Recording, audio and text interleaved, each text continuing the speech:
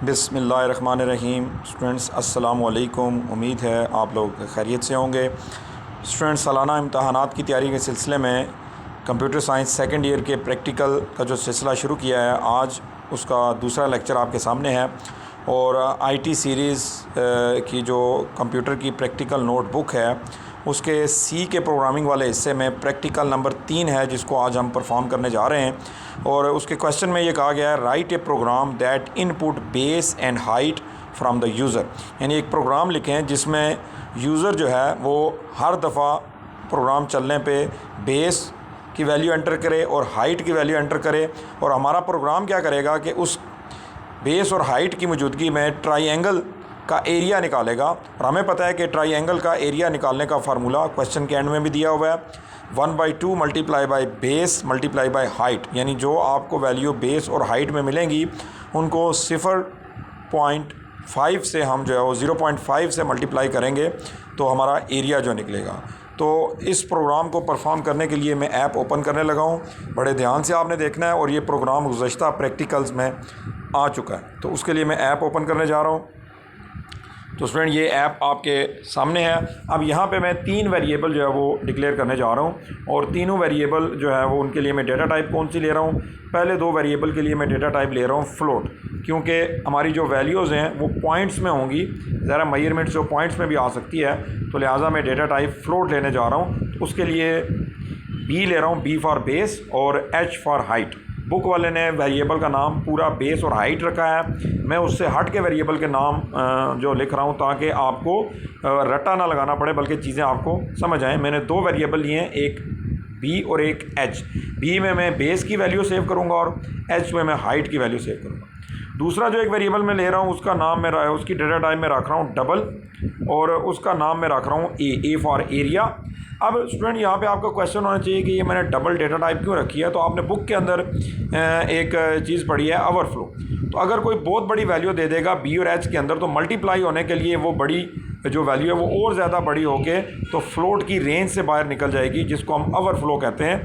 तो ओवरफ्लो से बचने के लिए मैंने जो एरिया की डेटा टाइप रखी है वो डबल जो रखी है। तो अब मैं यूज़र से वैल्यू लूँगा, और आपको पता है कि उसके लिए मुझे पहले स्ट्रिंग लेनी पड़ेगी। हेल्पिंग स्ट्रिंग में ले रहा हूँ प्रिंट एफ के अंदर से, please enter base of triangle. Triangle की बेस एंटर करें, ठीक है जी।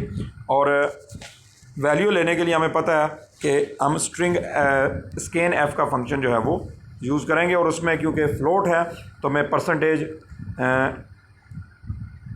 एफ जो है वो फॉर्मेट स्पेसिफायर यूज़ करूँगा। और जो वैल्यू मैं सेव करूँगा उस वेरिएबल के नाम के साथ हमें पता है कि हमने % का साइन जो लगाना होता है, और साथ में वेरिएबल का नाम लिखना होता है। ये मेमोरी को एक्सेस जो है करने के लिए ये साथ लगाया जाता है। तो बेस की वैल्यू मैं बी वेरिएबल में सेव करूँ। इसके बाद मैं एक और वैल्यू लूँगा, इसी तरह एक प्रिंट एफ और एक स्कैन एफ की मदद से, और उसमें मैं कहता हूँ जी please enter height of triangle. Triangle की हाइट हमने निकालनी है, और उसकी वैल्यू भी सेव करने के लिए हम क्या करेंगे, स्कैन एफ के ज़रिए हम वेरिएबल में वैल्यू जो है वो सेव करेंगे। तो ये स्कैन एफ के अंदर, और क्योंकि इसकी डेटा टाइप भी फ्लोट है, तो लामाला इसके लिए भी हम परसेंटेज एफ जो है वो फॉर्मेट स्पेसिफायर यूज़ करेंगे, और वेरिएबल के नाम के साथ %, यूज़ करेंगे उस मेमोरी लोकेशन को एक्सेस करने के लिए जिसका नाम हमने एच रखा था। अब ये यहाँ तक पहुँचने तक ये दोनों वैल्यू इस प्रोग्राम के अंदर आ चुकी होंगी, और मैं ए को वैल्यू असाइन करूँगा। जो वेरिएबल ऊपर मैंने डिक्लेयर किया था उसको मैं असाइनमेंट ऑपरेटर इक्वल के ज़रिए वैल्यू असाइन कर रहा हूँ।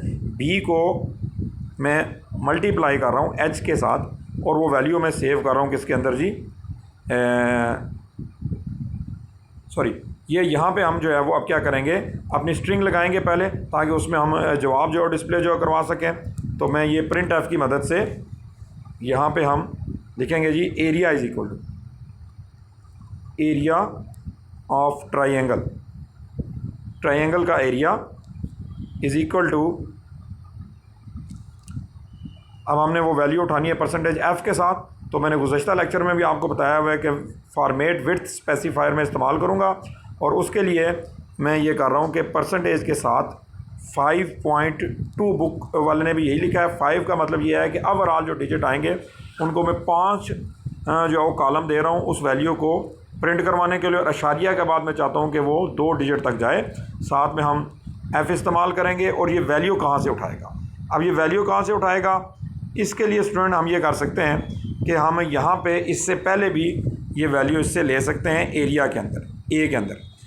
अब ए में वैल्यू कहाँ से आएगी? ए की वैल्यू आएगी जी कि आप 1/2 लिखने के बजाय मैं डायरेक्ट पॉइंट में लिख रहा हूँ 0.5 मल्टीप्लाई बाय बेस और मल्टीप्लाई बाय हाइट।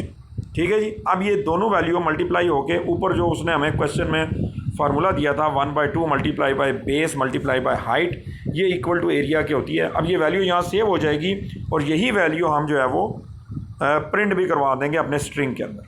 ठीक है, यहाँ पे मैं \n यूज़ करता हूँ नई लाइन में जाने के लिए, और देन अपने आउटपुट को होल्ड करने के लिए मैं गेट ch का फंक्शन जो है वो यूज़ करूँगा।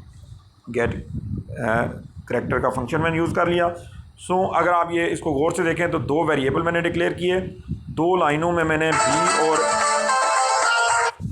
बी और ए की जो है वो बी और एच की वैल्यू मैंने ली है, और उसके बाद मैंने क्या किया है कि उनको मल्टीप्लाई करके ए में सेव कर दिया है, और देन उस ए को मैंने एरिया के लिए प्रिंट करवा लिया। अब इस प्रोग्राम को रन करके देखते हैं स्टूडेंट। तो सबसे सामने हमारे सामने लाइन लिखी हुई आई है कि please enter the base of triangle. तो बेस की वैल्यू मैं दे रहा हूँ 5.2। एंटर किया, मैंने हाइट देनी है 2.8।